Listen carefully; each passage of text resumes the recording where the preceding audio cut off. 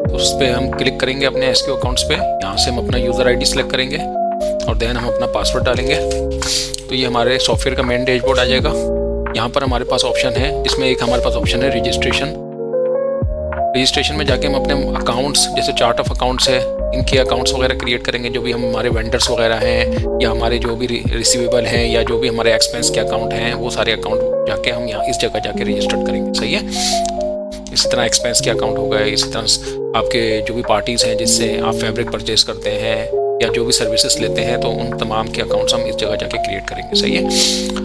Bank हो गया, cash हो गया, वो सारे अकाउंट हमारे इसी जगह होंगे और यहीं पर हम उनका ओपनिंग बैलेंस भी डालेंगे। सही है। वन टाइम ये हमारा जब काम हो जाएगा तो इस पार्ट में हम तभी आएंगे जब हमें कोई नया अकाउंट रजिस्टर करना होगा। इसी तरह हमारे पास एक चीज़ होती है आइटम रजिस्ट्रेशन। आइटम रजिस्ट्रेशन वो पार्ट होता है जहाँ जाके हम अपने फैब्रिक वगैरह का या जो भी हमारे रॉ मटेरियल है जिससे हम अपना फैब्रिक रेडी कर रहे हैं, सही है, या फैब्रिक से हम अपना फिनिश गुड रेडी कर रहे हैं, तो वो सारे आइटम की रजिस्ट्रेशन इस जगह पे होती है।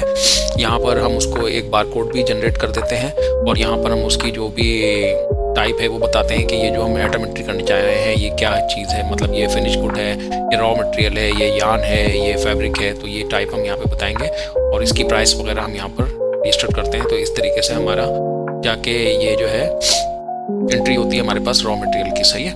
और अगर आप चाहो तो यहाँ से इसकी पिक्चर वगैरह भी आप सेलेक्ट कर सकते हो, कोई भी इमेज भी हमारे पास होते हैं आइटम वगैरह, तो उसकी फर्दर हम उसमें कलर वगैरह ऐड कर सकते हैं। सही है ना। जैसे यहाँ पर ये कलर आ रहे हैं ब्लू, पर्पल, पिंक। सही है। कोई भी नया कलर ऐड करना होगा ऐड कर सकते हैं आप इसके अंदर। सही है। और जो भी आपके पास मशीन्स हैं, मशीन की एंट्रीज कर सकते हैं। सही है। यहाँ पर हर मशीन की एंट्री आप कर लोगे। सही है ना। क्योंकि जब हम ये इनपुट करने जाएंगे तो उस वक्त हमें ये मास्टर सेटअप की सबकी नीड होती है, तो इसलिए हम जो भी आर्टिकल वगैरह हैं उन सबकी एक दफ़ा रजिस्ट्रेशन कर लेते हैं ताकि वन टाइम वो हमारे रिकॉर्ड में आ जाए। जैसे कोई नया आर्टिकल हमने बनाया, किस डेट को बनाया, वो भी एक्टिव है, इनएक्टिव है। सही है। तो बार बार हमारे टाइपिंग वर्क ना करना पड़े, तो इसलिए हम तमाम आर्टिकल को एक दफ़ा ही रजिस्टर कर लेते हैं। सही है। जो नए आर्टिकल आते रहते हैं वो हम यहाँ पर ऐड करते रहते हैं डिज़ाइन में जाके।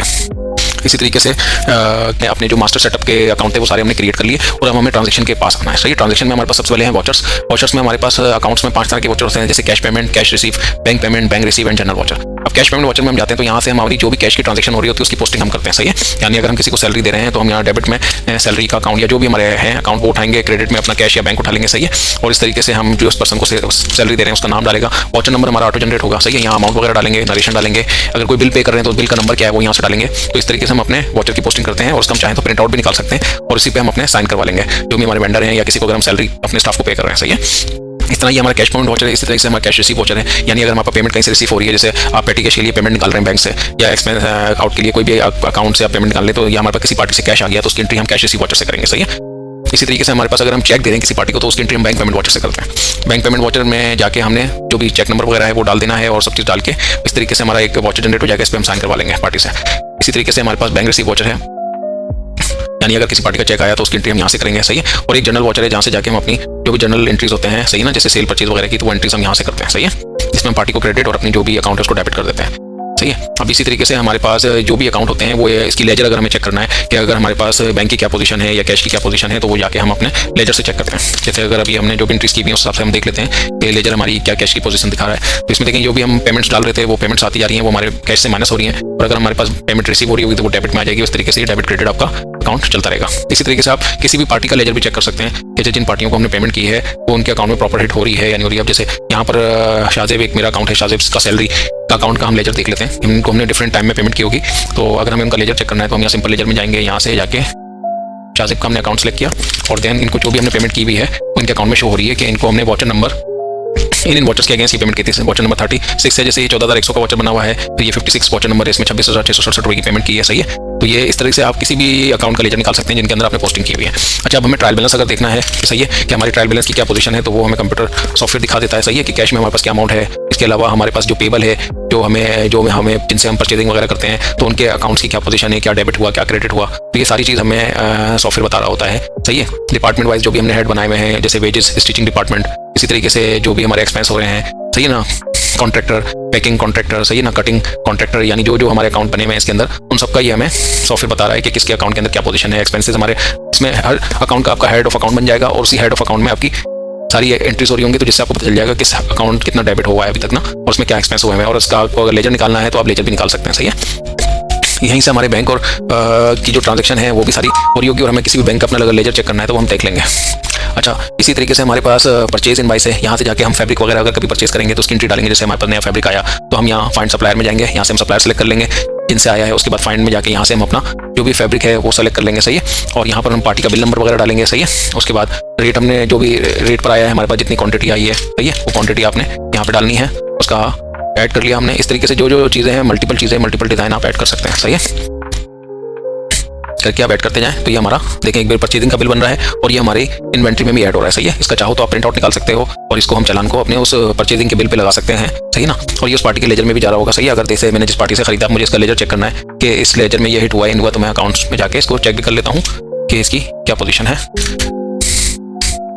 लेकिन लेजर में ये बिल आ गया है जो भी हमने परचेज बनाई थी, सही है। ऑटोमेटिक इसकी जेबी पास होगी, यानी अलग से आपने कोई जेबी पास नहीं करनी है। जैसे ही आप परचेजिंग का बिल डालेंगे ये परचेज को डेबिट कर देगा और पार्टी के अकाउंट को क्रेडिट कर देगा, सही है। और फिर जब हम इसको पेमेंट करेंगे तो वो डेबिट में आ जाएगी और इस तरह इसका अकाउंट डेबिट क्रेडिट चल रहा होगा पार्टी का आपका, और साथ ही साथ हमारे इन्वेंट्री में भी चला गया होगा ये, सही है।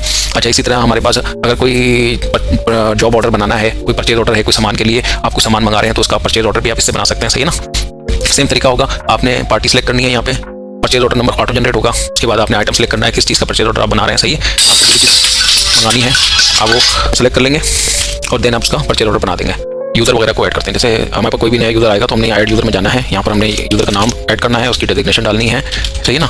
और यहाँ पर हमने उनको पासवर्ड अलॉट करना है, बताना है कि ये एडमिनिस्ट्रेटर है या यूज़र है। अगर ये यूज़र होगा तो इसके बाद लिमिटेड राइट्स होंगे। अगर ये एडमिनिस्ट्रेटर होगा तो ये चीज़ों को मॉडिफाई भी कर सकता है, एडिट भी कर सकता है, डिलीट भी कर सकता है, सही है। तो अगर हम यूज़र पे इसको ऐड कर देते हैं, यूज़र अब हमारी इस यूज़र लिस्ट में आ गया है, सही है। अब हमें इसको अथॉरिटी देनी है कि क्या क्या काम करेगा, तो उसके लिए हम सेट मेन्यू में जाएंगे। यहाँ से हमने उस यूज़र का नाम सेलेक्ट करना है और इधर हमें उन ऑप्शंस के ऊपर चेक लगाना है जो हम इसको अलॉट करना चाह रहे हैं। अगर हमें तमाम ऑप्शन देने हैं तो हम चेक ऑल कर देंगे। तो चेक ऑल से ये होगा कि ये सारे ऑप्शन अब इसके पास इनेबल हैं, सही है ना। तो जब ये यूज़र लॉगिन होगा तो इसको सारे ऑप्शन नजर आएंगे, सही है। और अगर मैं कहता हूँ नहीं मुझे इसको कुछ लिमिटेड ऑप्शन देने हैं तो फिर मैं उन्हीं लिमिटेड ऑप्शन पे चेक लगाऊंगा जो मुझे इसको अलॉट करना है। तो इस तरीके से डिफरेंट यूज़र पर हम डिफरेंट ऑप्शन लगा सकते हैं। तो फिर वो यूज़र जब अपनी आईडी से लॉगिन होगा तो उसको वही चीज़ें इनेबल होंगी, सही है। और जो लोकल यूज़र होगा वो कोई भी एंट्री को एडिट या डिलीट नहीं कर सकता, सही है। जैसे मैंने लाइक इमरान नाम का यूज़र बनाया, अब मैं इसको लॉग आउट करता हूँ और अब मैं इमरान के यूज़र से लॉगिन करता हूँ। ये इमरान यूज़र आ गया हमारे पास, इनकी आईडी से हमने लॉगिन किया। अब देखिए क्योंकि ये लिमिटेड यूज़र है इसके आगे लिखा हुआ है लोकल, इसके नाम के आगे, सही है। दूसरी बात ये है कि कोई भी अगर लिमिटेड यूज़र होता है तो वो कोई भी एंट्री को एडिट या डिलीट नहीं कर सकता। लेकिन डिलीट का बटन की इनके पास नहीं आ रहा और सेव का बटन भी ब्लॉक हो गया, यानी अगर एंट्री एडिट नहीं कर सकते ये कोई भी एंट्री, खाली ये वॉच कर सकते हैं, उसका प्रिंट निकाल सकते हैं, लेकिन ये किसी भी एंट्री को डिलीट नहीं कर सकते क्योंकि ना एडिट कर सकते हैं ना डिलीट कर सकते हैं, सही है। ये देखिए इनके पास सेव का बटन बंद है, सही है, डिलीट का बटन आ ही नहीं रहा। लेकिन अगर मैं एडमिन की आईडी से लॉगिन करता हूँ सॉफ्टवेयर को, देखिए मेरे पास एक तो एडमिनिस्ट्रेटर का ऑप्शन आ रहा है, दूसरी बात यहाँ लिखा हुआ आ रहा है यूज़र के नाम के आगे ये एडमिन है। और अगर अब मैं कोई भी एंट्री चाहूँ कि मुझे कोई एंट्री गलत हो गई है, डिलीट करनी है, तो मेरे पास देखिए डिलीट का बटन भी इनेबल है। दूसरी बात मेरे पास सेव का बटन भी इनेबल है, यानी अगर कोई एंट्री रॉन्ग हो जाती है तो मैं इस एंट्री को, जैसे ये 6320 की एंट्री की 6340 मैंने किया इसको और मैंने इसको ऐड कर दिया, देखिए 36340 हो गया, सही है, यानी एडिट हो गया। और मेरे पास सेव का ऑप्शन भी ओपन है तो मैं इसको ओपन कर सकता हूँ क्योंकि मैं एडमिन हूँ।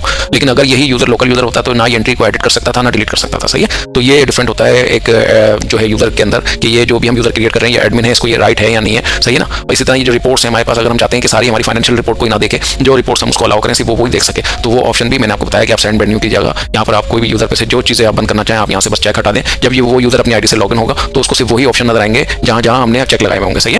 ओके, तो आज मैं आपको बताऊंगा कि किस तरीके से इसमें हमारे पास ओवरहेड पे अगर कोई बाहर जाता है सामान या कोई इनवर्ट होता है या आउटवर्ट होता है तो उसकी एंट्री किस तरीके से होती है, सही है। जैसे अगर मेरे पास कहीं से भी सामान आया है, सही है, मशीन एम्ब्रॉयडरी से होकर आया है, सही है, तो उसकी एंट्री हम कैसे करेंगे।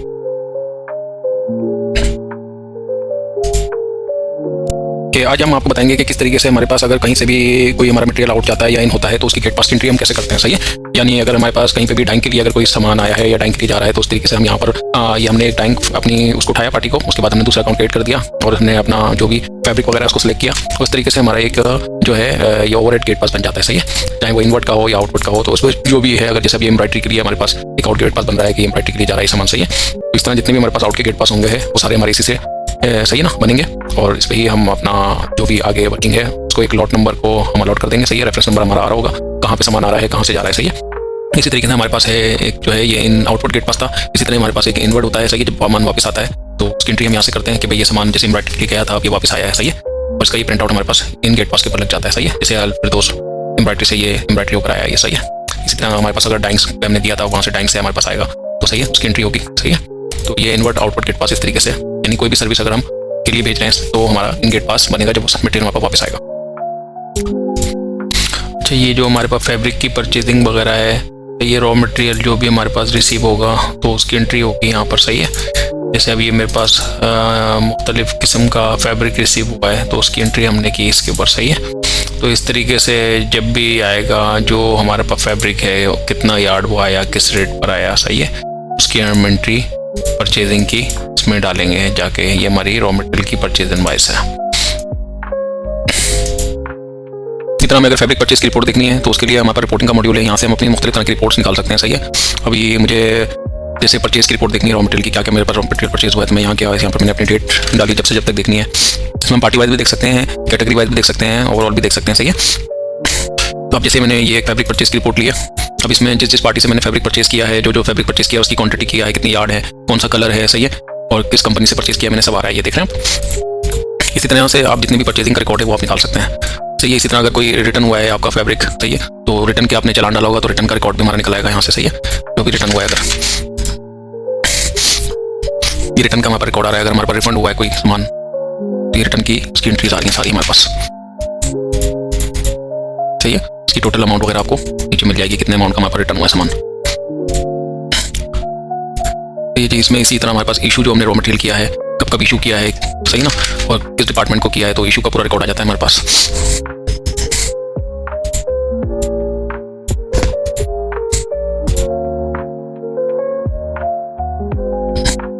ये देखिए, ये इशू का रिकॉर्ड आ गया हमारे पास, कितने पीस के लिए कितना इशू किया गया है, ये सारा जॉब नंबर वगैरह सब आ रहा है। देख रहे हैं आप, इस जॉब नंबर में कितना यूज हुआ है, सारा फैब्रिक वगैरह आ रहा है इसमें। इस तरह की डिफरेंट रिपोर्ट्स हैं, सही है ना। रिपोर्ट्स का एक पूरा मॉड्यूल होगा हमारा, जहाँ से हमारी रिपोर्ट निकल आएगी, सही है, किसी भी तरह की रिपोर्ट हो। ये ओवरहेड की रिपोर्ट आ गई। ओवरहेड पे जो भी हमने काम करवाया है तो उसकी हमें पूरी डिटेल रिपोर्ट अगर डेट वाइज देखनी है कि ओवरहेड पे हमारे पास क्या क्या चालान नंबर पे, किस किस चालान नंबर पे क्या सामान आया है या क्या दिया है हमने, तो ये उसका हमारे पास पूरा रिकॉर्ड आ रहा है। इनवर्ड आउटवर्ड इसमें सब आ जाएंगे आपके चालान।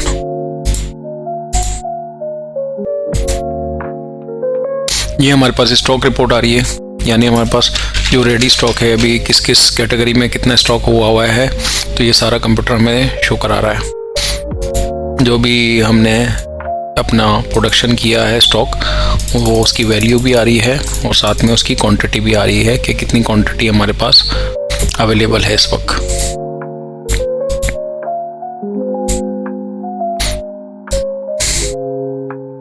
इसको हम किसी तरीके से भी देख सकते हैं कैटेगरी वाइज, सही ना, या इस तरह चाहे देख सकते हैं। ये ओवरऑल स्टॉक की हमारे पास पोजीशन आ रही है, फिनिश गुड का जो स्टॉक है।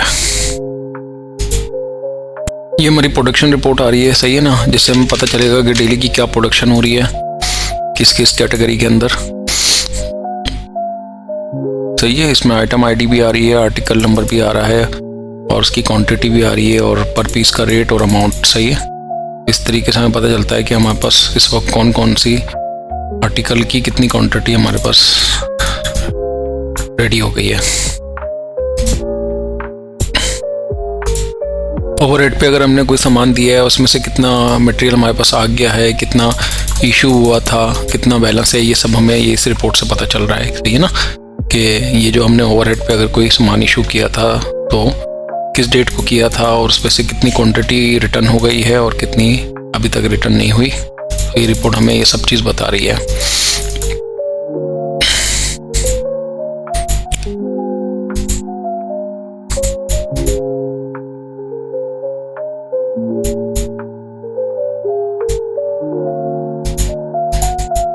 इससे हमें पता चल रहा है कि हमने कितनी क्वांटिटी इशू की थी और हमें वापस कितनी क्वांटिटी मिली, तो ये सब बता रहा है। अगर कहीं शॉर्ट होगा तो वो भी ये बताएगी रिपोर्ट हमें, सही है ना। तो इससे हमें पता चल जाएगा कि जो क्वांटिटी हमने इशू की थी उतनी हमें रिटर्न हुई या नहीं।